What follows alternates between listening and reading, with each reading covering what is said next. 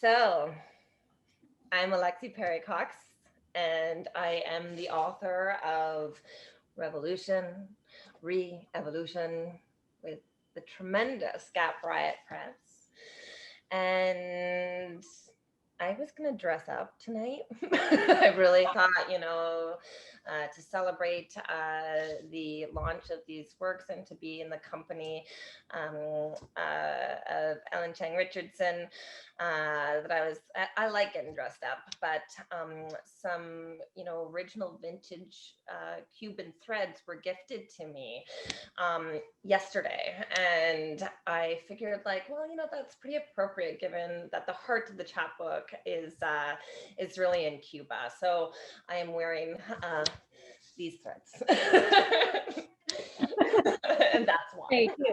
Yesterday, what good timing. Right?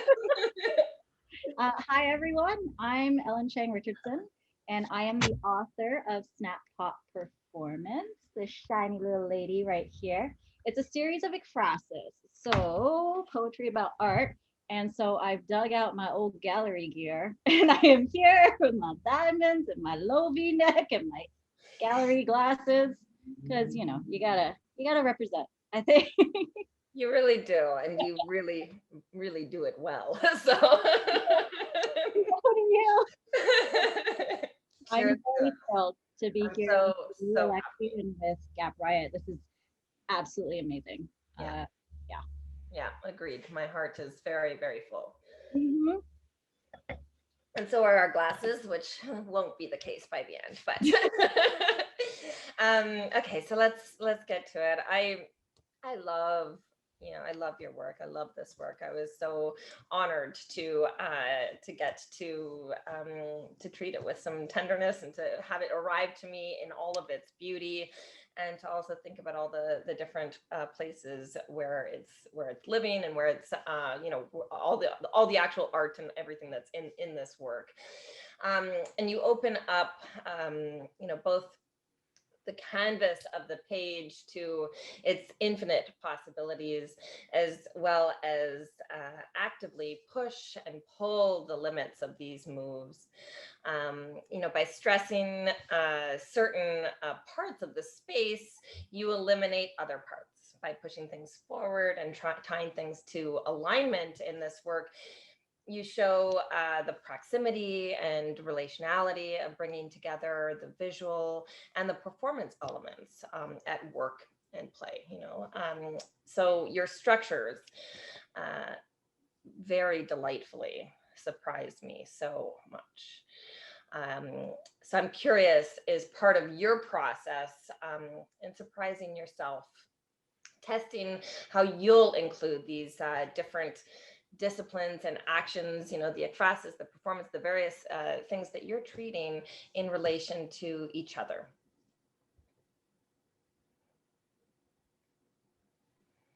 That's such a good question to jump off with. First off, like, thank you so much for reading my chapbook with such care. The space within each piece is very important to me. These poems highlight female as well as BIPOC, male and female, um, and non-binary artists who create in the time that we are living in right now, and who actually impact the art world on a on an international level. And so artists, as they're creating, refer back to history, and artists are quite, political and revolutionary. If we're going to tie it into your chapbook as well. And so to me, that space is both history, and it's the history. It's the unspoken that's living on the page, that's breathing on the page in between. But to answer your more direct question, part of the process is testing myself to see how I can play with the push and pull of words and of spacing and of sentence structure to create surprise on the page that will mirror the surprise that you feel when you're walking through a gallery space and interacting with art that's political at its nature for the first time. Um, yeah. I hope that answered that. I think actually I'm going to take that and spin it around to you, because I read your chapbook in a brief moment of despair. I was reading too much news and I was very depressed. And I was like, what has the world come to? And honestly, it carried me through. It like arrived at the right time.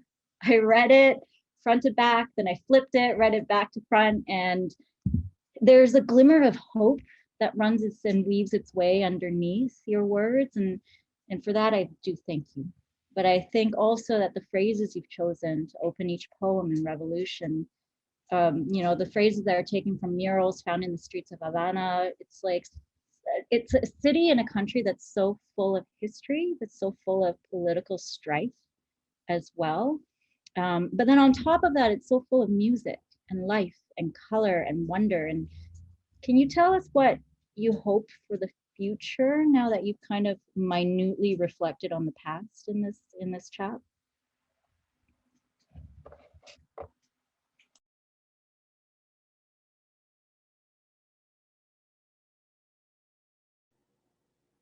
There, sorry.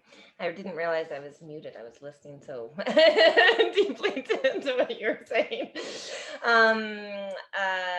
Yeah, I mean, it's interesting thinking about hope and about futurity, I guess, in general, and particularly, when we're going through times that maybe make us feel pretty disillusioned. And I was thinking about, I think for me, hope functions kind of like grief does, and revolution itself, and sort of the stuff that I was working on in this particular piece, sort of in cycles or in waves.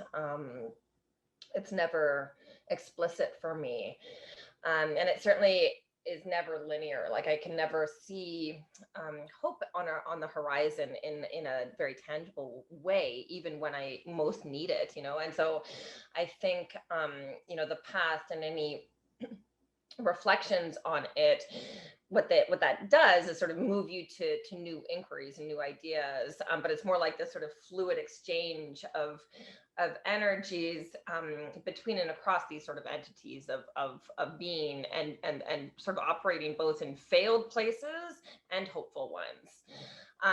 And I think about it a little bit almost like, when you're maybe, when you're a new parent, or when people in their kindness and wisdom are trying to let you know that, no stage will last forever, kind of thing, like that delightful, like neither the like sort of delightful cooing of first baby babble, or the horrors and, the night terrors, like, or the times where you think that you will never sleep again, that neither of those sort of things last forever. And that provides sort of some relief for me, even at this time that can feel sort of like it's lasting forever, or so I guess my relationship to the future, and I guess to futurity itself and hope, is that even it will be, largely temporary, and that helps me feel better about any given present that I'm in. It can be, of course, very hard to be alive sometimes, to feel the things that you feel, to face the things that you face, and I guess it's nice to know that it's otherwise too. Sometimes you feel singularly wonderful and you want that to last forever. And the notions of pits and despair sort of turned over by, like those moments in like that they can also be ended by, rolling in the sand with a dog or whatever, like that those things sort of happen at the same place, and so that sort of is the only way that I can think about the future and about hope, I think, and just sort of the loosening on time, and no matter how fleeting or endless it can feel at a time, that's the most useful thing for me.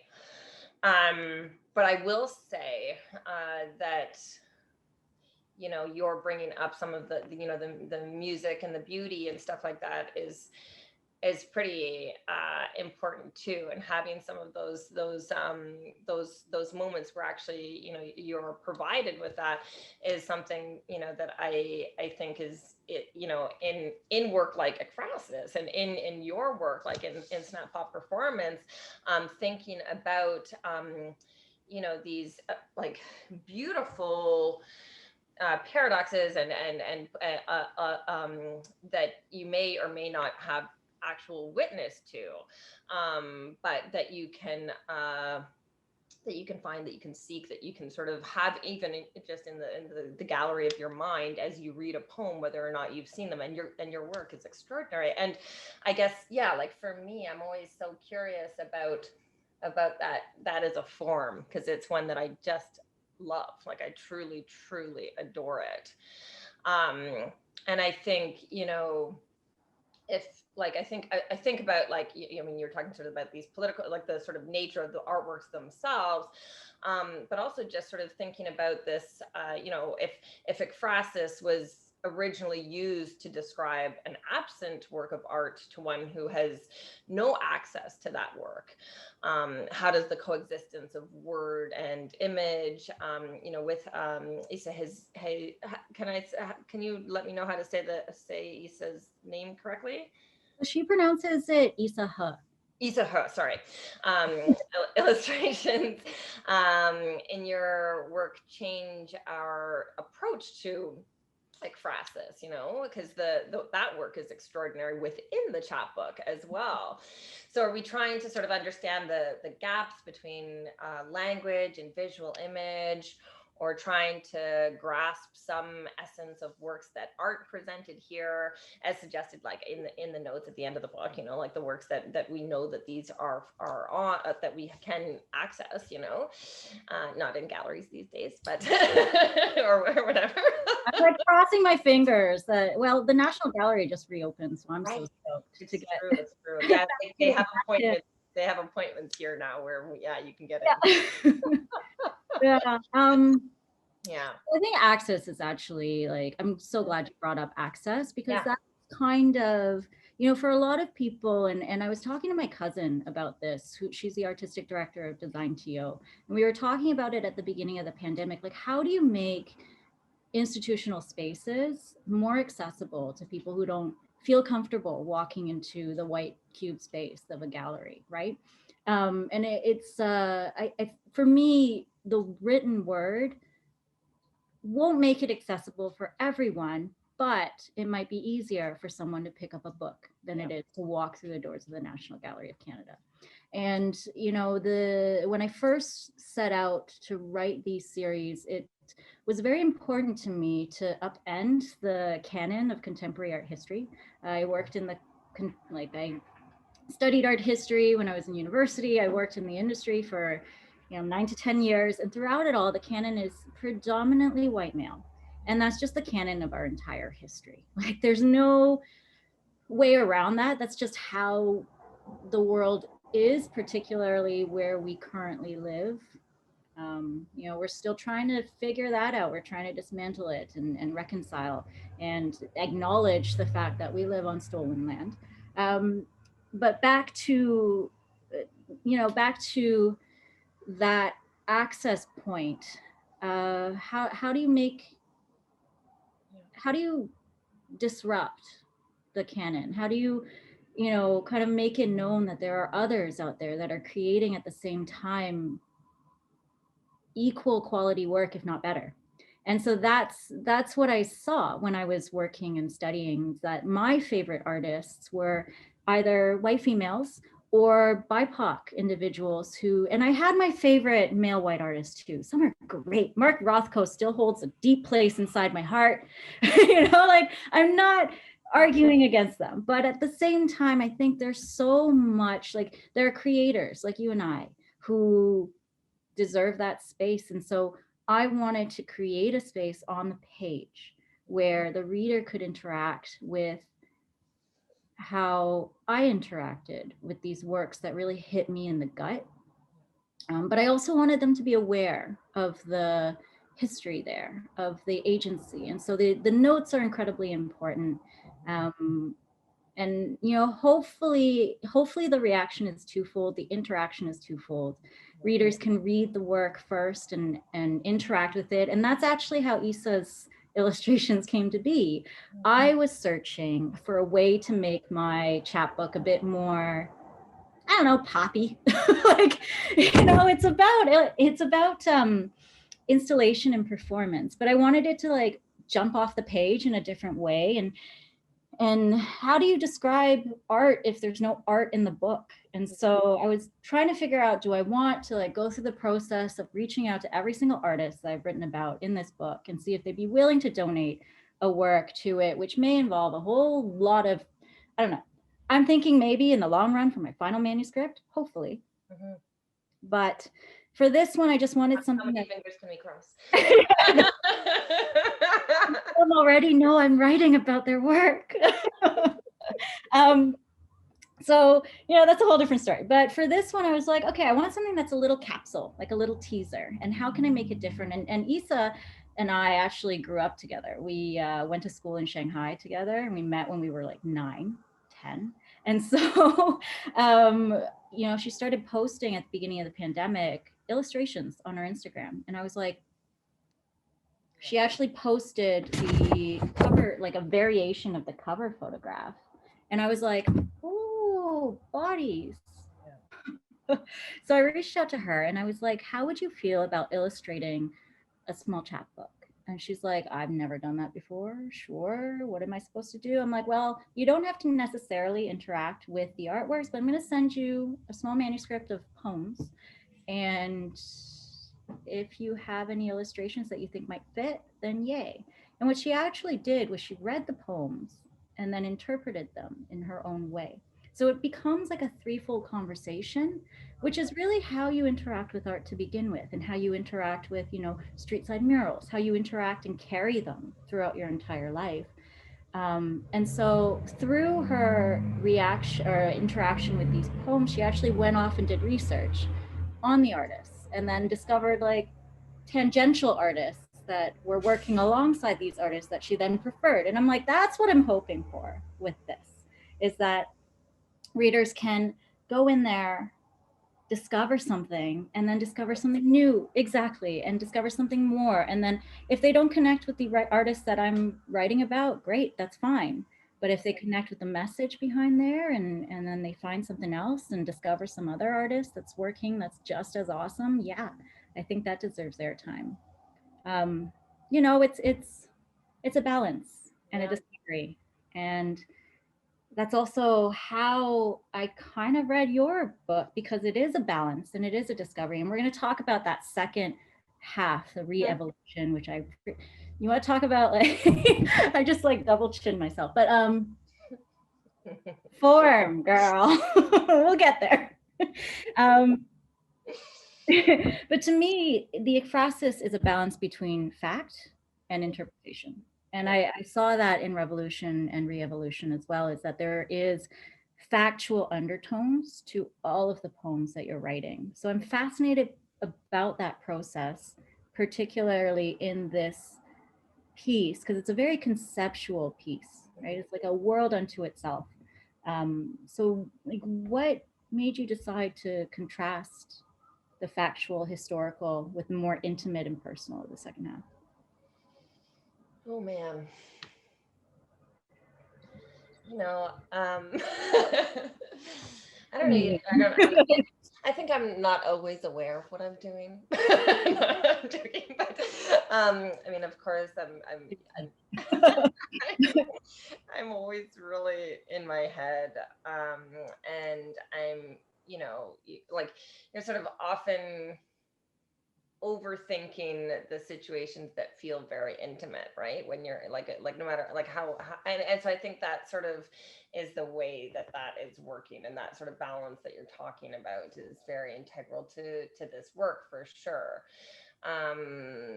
And I love, I mean, I really love, actually, I mean, just thinking about how that process ended up now, like being with Issa, sorry, my head went in a wholly other direction just thinking about that, and how beautiful that sort of like that, how it becomes extremely generative in the ways that, you know, you find out about artists and about the kinds of things that you're wanting to sort of not only weave together, but discover and ask for people to do some discovery in their sort of reading through your work and through the access to that art and stuff like that. So yeah, weirdly, I mean, I guess part of it has to maybe it relates to that same sort of level of, it's like a like an invitation or something, you know. So by when you sort of put those two processes of the conceptual and the you know, the very, like, I think they're sort of operating a lot of the time in the same place. You know, the intimacy of my personal life is the intimacy of sort of some of the like transpoetics, you know, the philosophic sort of ways of volleying your thoughts into the, you know, work and notions of what you're, the unwieldy world that becomes like it's the one that lives in your heart. And you know, and so a lot of this you know, this work is about revolution and about you know, a revolution that my family was, you know, part of, but it was also about you know, my relationship with losing some of that family at a time where I was pregnant and gaining, you know, a daughter that could be, you know, part of a different kind of way of being invited to that world and that place and that you know, so yeah, it's an interesting thing that you know, that you are bringing up, and particularly in that part of the work, like that like, so yeah, Yeah. extraordinary job. This is literally a flip book, which is like my dream come true. And you know, and you can sort of see the way that things are on the page. But sort of, yeah, that sort of that balancing and that you know, that process of choice making as a way of weighing and counter weighing, and the sort of contrapuntal, like sort of back and forth, but not as a way that is in any way sort of polarizing, but like you mentioned before, sort of as like an interweaving together. Like the more you know, do the back and forth, the more that something actually stitches, right? And sort of thinking about that kind of logic in the way that you are in the world, you know, like that you have this sort of this discourse that's in you that has this asymmetric sort of lines of saying and thinking and feeling, but one that you're trying to thread yourself into and trying to, you know, so that's probably where it like why that is happening in the form that it's happening. And I, yeah, I mean, this chapbook is sort of, you know, from a larger manuscript that has sort of this, you know, looking at a few different revolutions and how you sort of, you know, like, yeah, like how that is sort of playing, and not that it's playing, but like that sort of balance is happening in the conceptual and in the heart of how yeah, how you feel about the failures of the actual choices you're making in the, you know, I always think of Aaron Moray, like the little theaters of your life, as well as the ones that are, you know, that you're part of, you know, in the many larger ways that you may be part of them, aware and unaware. So yeah, I mean, I think that's I'm going to interrupt. I love that you say that. yeah. Guys, it's actually hand stitched. Danny and Kate, holy crap, man. And then you flip and it's hand stitched. This is like for everyone who hasn't bought your chapbook yet. Hand stitched. Okay, and then you're like you're reading, you're like, oh, okay, yeah, that's pretty cool. And then I know, like, and then I was like, wait a minute. Bam. And you flip it. Yeah. And then the contrapuntals come in, and it was such a delight. Like, yeah. It's something, huh? I mean, my God, we are some lucky people to work with such dedicated folks. Absolutely. They made my cover shiny. Yeah, you know, exactly. Like, it's like literally like, you feel it. It's like, it's just unbelievable. It's unbelievable. I'm so excited for the full, if this is part of a larger collection. Yeah, it's coming. It's coming.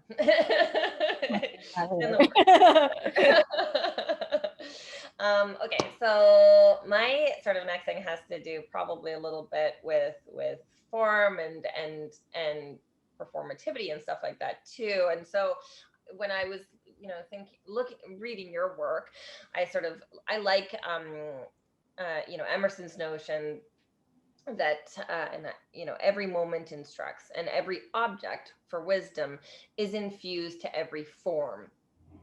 And so in that we are reading into the subjects of observable works by artists that I would argue perform radical traditions.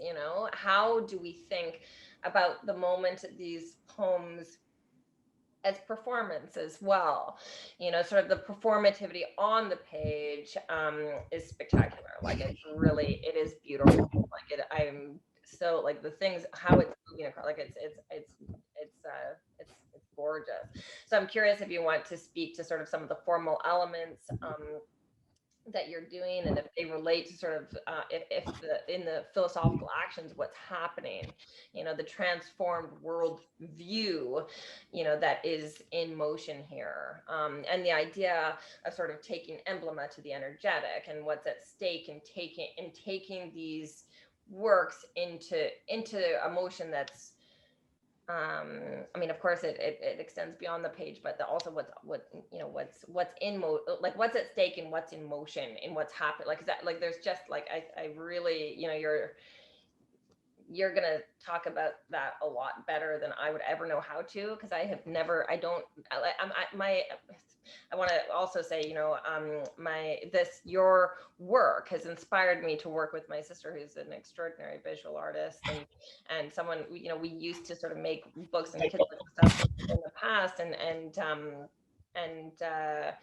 but I never had the language or anything to talk about art and performance and the sort of insulate, like that kind of I'm curious about how all of that is working for and performing and doing and in motion in this book, because it's there, it's so bodily, like the drawings themselves, like the works themselves. But I'm just, yeah, if you could speak to some of that, I'm so curious. I love that you asked that question. And I was flipping, looking down because I was looking for an example. I'm gonna Yeah. actually show you an example and go through it. But my formal training is as a visual artist and an Yeah. art historian. So I actually approach poetry from a very visual point of view, not in the way that some incredible visual poets do. Like the way they twist word, like, so my colleague and very good friend of mine, Nina Jane Dristic, who's also the co-founder of Riverbed Reading Series, which is a reading series that I started with her in the middle of a pandemic because we're crazy. It's something else to do. But she writes gorgeous visual poetry, and that's something that I'm still not able to tap into. There's like a strange breakout, like you're breaking away from form when you're working in that sort of visual poetry that she does, as well as another wonderful Ottawa poet, Amanda Earl, does as well. Like that kind of vispo, I don't do. Yeah. But how I do approach the page is I approach poetry by viewing the white page as a canvas. Yeah. And so to me, it's like, how can these marks affect the white space in front of me and elicit an effect from the reader in a way that I want them to experience it? So I'm going to point out Death to Us. Great, awesome, perfect. I'm gonna do it like the words first, and then we'll move on to the illustrations. But so Death to Us is an ekphrasis of an installation by Toronto-based artist Odessa Hendelis. And in this installation, there was actually a video that it still haunts me to this day. It's at the very front. So, okay, back up. We're gonna give some context. Perfect. So, Death to Us, and guys, I'm just gonna read it.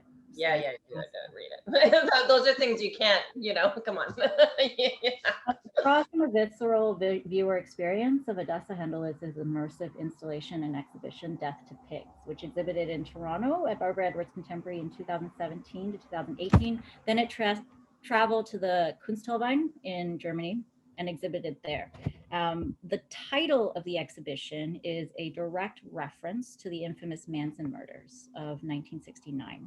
So it extends how Hendelis explores social and political sort of the capacity of our society and our political structures to use utopian forces to destructive ends. That's kind of her whole thing, and it's amazing. The conceptual strength behind her installations and her artworks are incredible. But this particular piece starts off the entire exhibition.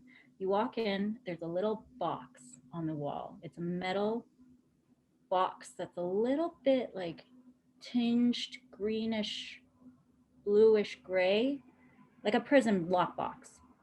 You open it, and there is a set of headphones hung onto it on the right side. You open it, and there's actually a video that you're supposed to press play on, and you put on the headphones. To the right of this little box, there's a tiny little golden sculpture of a pig. And you start the video, and it is a Yiddish song. And as the Yiddish song is playing, the video actually comes on, and it is a video of pigs going down an elevator to slaughter.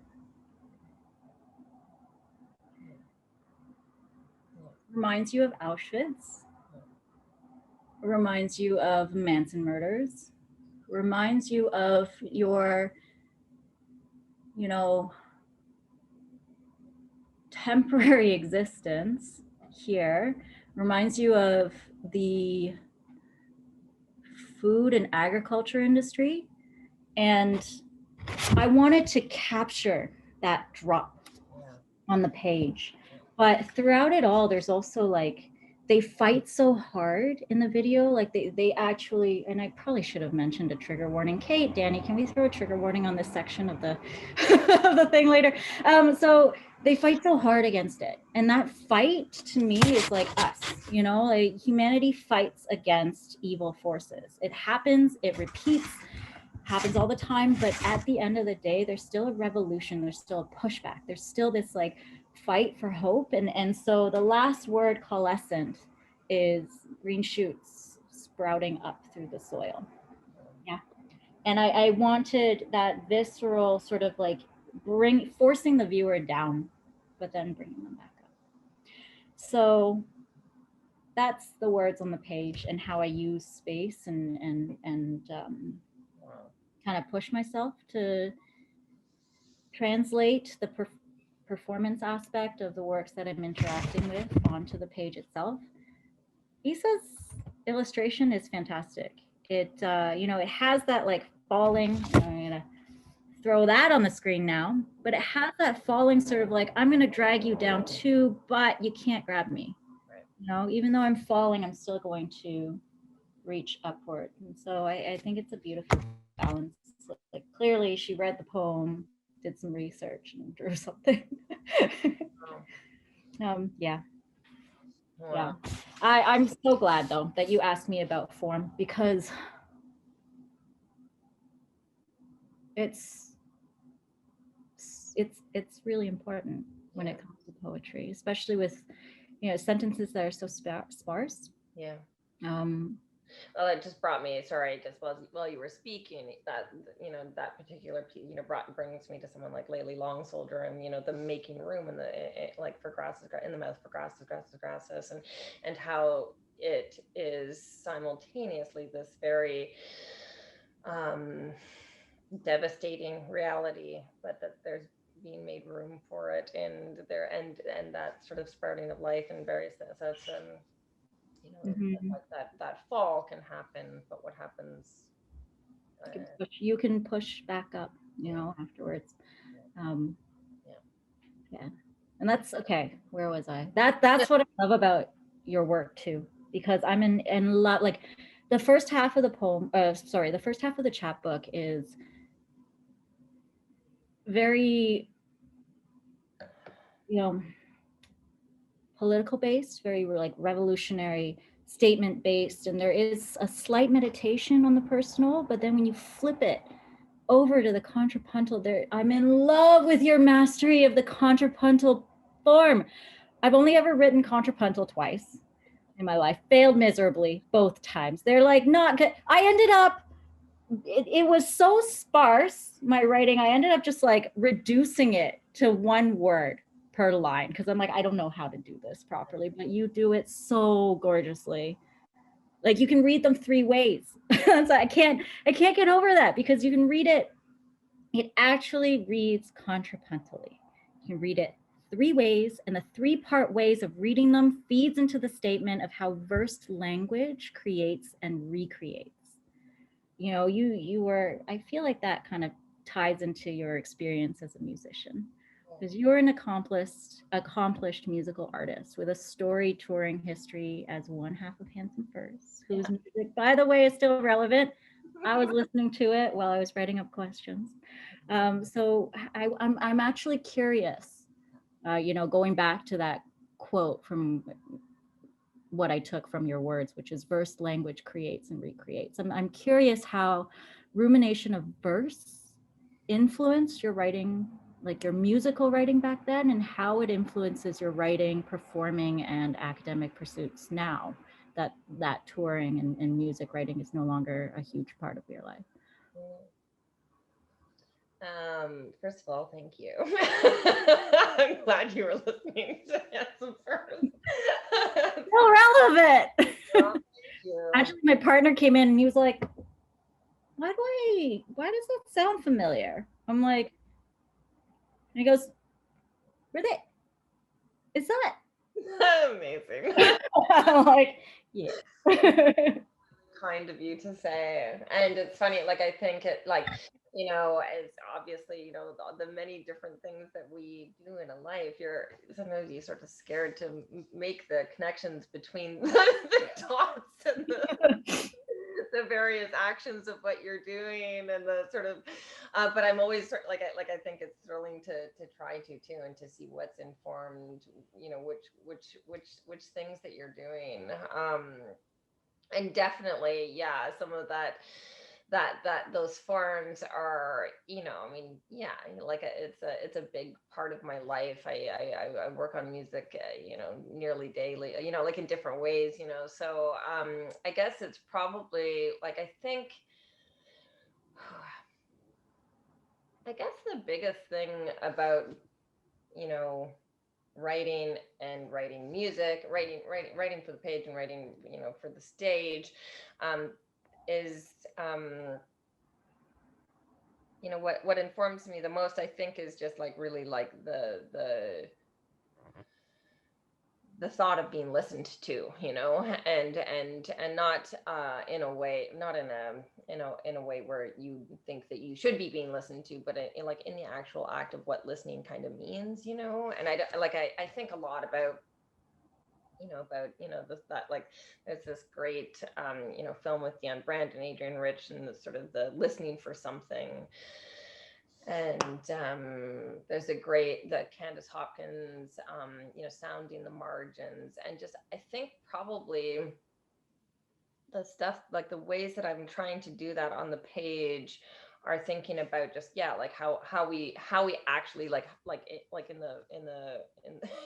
in the structural features of how we listen and how we, you know, pay attention, or how we maybe provide the space to do that, you know. And when you're writing a song in the same way, when you're performing music, when you're performing art in the, you know, like all of those are sort of like, there's an audience, even if it's, you don't know who it is, and we can know who we want our audiences to be, but we can also know that we're going to be overheard in different ways, or, you know, underneath, you know, in elevator music or bar music or whatever. Like there's a lot of different ways that the sort of actual process of sharing an experience informs the way that then you want to write to it, I think, you know. And I think that is one of the biggest gifts of my life, is that, yeah, that sort of dynamic of like always,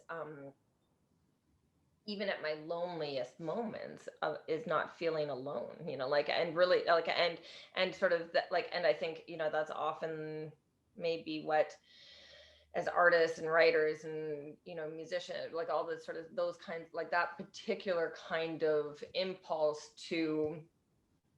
um to connect in ways where part of what you're doing is also listening. You know, it's like saying, you know, like you're like, like you're sharing the worlds of what we have been listening to when we're sort of making these works. Like you're taking me into some of those gallery spaces. You're like, you know, like, you know, like, so it's like something like that. That is a pretty, I don't know how, I don't have a better way to speak to it than that, other than thinking about really truly, it's not a call and response. It's a hug, you know, like a little bit like That's how I felt about the contrapuntal section of your. it's what it is. It's I flipped it over and I was like, oh, you know, and I'm going to bring up verse language creates and recreates, and it's so captured in that.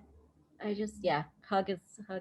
that's what it is, you know, and that we have the opportunity to, like, it's a weird thing because of course there, you know, there's the stuff that's tied up in what you need from something, but also in what you hope your reader might need and stuff too, or your audience might need or whatever. And that I think is that's the biggest sort of gift, or that's the thing that sort of informs the way that I probably make anything, you know, like Yeah. anything that I'm making probably has that in it, in its intentions or something. You're brilliant, Lexi. You're brilliant. Yeah, so man, okay, I am very curious to know what you're working on now. And I guess very excited. You know, they have a legacy of chapbooks and things in the works and everything. But just if you want to tell me a little bit about what's ahead for you and the things you're doing. Sure. So I'm a Gemini. Oh my I god! love to have like multiple things happening at once. Otherwise, I get like so bored, Right? or I feel like things are stagnant. Like I can't focus on being fresh and creative for something if I'm not focusing on something else. Like I don't know. So Conversation. Sorry, I'm just interrupting you for a yeah, second. Claire Duplessis, I was talking to her. I don't know if you know her work. She does. yeah, I do. Gorgeous work. Yeah, right. And she was saying, yeah, in order to make something, you have to make something. You know, just sort of like exactly like you can't even get the idea for something unless you're actually doing the other thing. So It's the same with any. I find like, you know, if you got a problem that you need solving, you gotta like yeah, put some action out there and then like go focus on something else. Because if you keep thinking about it, it's not gonna happen. And then you focus on something else, and as you're trying to figure out something else, the other thing solves itself. And you're like, okay, really truly. sure. That's my research practice.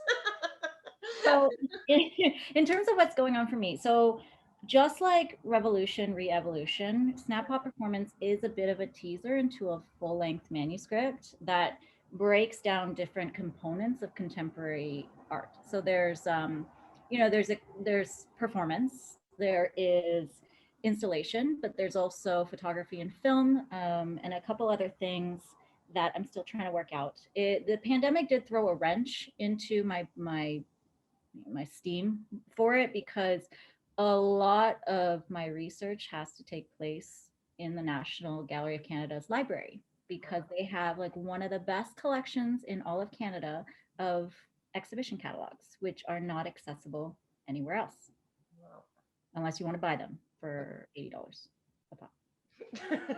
Which is great for those who have the resources. You should always have exhibition catalogs. But for me, I'm not going to buy like 35 exhibition catalogs. So luckily they're open back up. So that might start again. I have an appointment at the end of the month with them. So I'm going to choose an artist and get going again. But in the meantime, I've been working a lot on creative nonfiction and sort of like poetry essay hybrid form that, you know, I was kind of inspired by Sarah Peters's experimental fiction book that I discovered at the Ottawa International Writers Fest last year. It's called I Become a Delight to My Enemies. And it's very experimental in that there's like marginalia, there's no pages, and it exploded my mind in terms of what you can do with form. Because I had always like, I am on the side, multiple projects, working on a, you know, creative nonfiction piece, larger piece about my relationship with my dad, who's actually a survivor of the Pol Pot genocide. And you know, I'm exploring intergenerational trauma and kind of EQ, so emotional development, and how it can stunt if you're, how it definitely stunts if you're going through as traumatic an experience as that at a young age. Like I think he was 16 when it happened, so that's not well developed. Like that's, you're still developing at that stage. So you know, I started reading Man's Search for Meaning, and that's a fascinating clinical psychological, like psychiatry, sorry, it's a beautiful, it's a very interesting look at the Holocaust from a survivor's perspective, like from a psychiatrist who looks at it very clinically. And he's like, these are the different stages that you go through when you're experiencing trauma at that certain level. And the Pol Pot genocide is equal to what happened to Jewish populations during the Holocaust. So that's kind of what I'm working on. And I've created these like poetry, these poetry. Sorry, Danny just messaged me and I got so lost. I will do that. These poetry essay hybrids. And so I'm really stoked that the first two components of this poetry essay hybrid piece are coming out with Room and with Fold soon. So that's exciting. And then I've also just finished putting together a full-length poetry manuscript that has nothing to do with ekphrasis. And so it's currently with my editor friend, who is going to look at it, and she's going to give me sort of an assessment. And then once I polish it up, I'm going to shop it out to a few places, and hopefully someone will pick it up. Yeah, that's good, you know, that's what I've got planned. How about you? Not a lot, you know. You know, just a full-length book coming out, no biggie. A bit of a slouch. Just, I don't know. It's a full-length collection with a kick-ass press, no problem.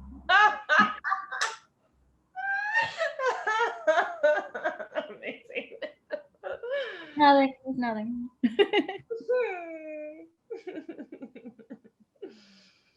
Yeah. Okay. So what am I up to? Yeah. What are you up to? Okay. Yeah, well, I mean, similarly to you, so, some things that were upended, you know, by, or disrupted or whatever by the pandemic. So something that I've been working on is actually this project that relates a little bit to some of the stuff we were talking about before. That's balance and balance, and it's working with a number of different other poets, and working with, you know, filmed readings of their work, and live triggering it, and it's to be performed and to be yeah, doing some work on stages in different places and stuff that has not been possible. So I sort of had to take a little mini on that. And I just Yeah. finished working on this project that is a collaboration with the Center for Expanded Poetics, and it's this accordion book. It's like crazy. And also, it's also in collaboration with Constellation Records and Jerusalem in My Heart, to have a book live in this next release. So that's upcoming. I'm working on the full length book with Nomi Press. So we've been working on the sort of design and everything like that for that. And no joke, is something that I'm starting to work on, you know, inspired by some of your stuff, is something, a project with my sister, that's going back to some of the sort of prints that we did when we were teenagers, and working on some of that. And then another thing that we were sort of talking a little bit about, like, you know, sort of the research um, process, is that the next manuscript that I'm doing has to do with this. It's a design where yeah, I mean, I think about it a little bit like going into a rabbit hole and pulling something out, or again, like, you know, I sometimes I tend to relate things to parenting or something, or like, you know, because you're like going into this, you know, the bag of your your like the bag that you have in order to, you know, fix the problem or soothe the problem or whatever it is. And I kind of think of that as largely the way that I write, and largely the way that I research things, and largely the way that you know, I do things in life, as sort of this way of digging down, and so, and then it brings things into these other frames, and so that's happening. So yeah, work, you know, yeah, we're Gemini. You know, They're like I've got about like a million things on the go, you know. Always. So let's just get the galleries or the archives or the, you know, stages open, and the ways to hug each other that that hopefully that will, you know. Oh my God, I miss hugging my girlfriends like so badly. Oy. Like my husband's fine, but you know. Someone asked me recently what my, you know, biggest goal is, or what, you know, like my biggest hope or something for the future was, and I was like, hugs, man, like fucking hugs. Yeah. That's You know, I want to visit Toronto again. Like, you know, I miss it. Miss the sushi. Yeah. Yeah. Sushi in Ottawa. It's not good. Yeah. Ottawa. Sorry, disclaimer. Well, to the future, when we can clink these glasses for real. Oh yes. Cheers. In the meantime. Thank you for this opportunity and for your beautiful work. Thank you too. I actually thoroughly enjoyed reading it, and also thoroughly enjoyed this conversation. Yeah, me too. Like, yeah. Me too. It's a beautiful thing, and you're beautiful, and the work you're doing is beautiful. Thank you. There's a lot coming from you. Thank you.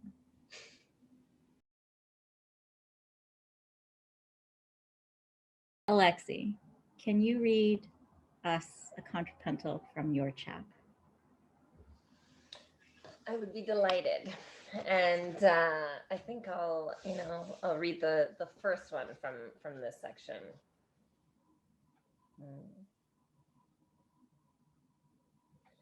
I'd abandon myself to some imperfect sense of the escritora's meaning of my life. Because language relies on our individual experience of each word in order to convey meanings of authenticity. If there were a perfect form of communication, language would not be it. Of translations, there can be the initial failures of translation, magnified and furthered by gaps in the experience of one's audience. That's the first little ditty. Thank you. And now I'm going to beg you to share with us one of your pieces. I would love to. I am going to read One Whose Name Was Water for Jan Vo. Eventually, things diverge. Different. Identities are complex. History is mutable, unsettled always. Meanwhile, life is full of institutions, conceptually, theoretically, ultimately, socially. Perhaps that's the point. Shifting documents, institution to institution, remarkable until.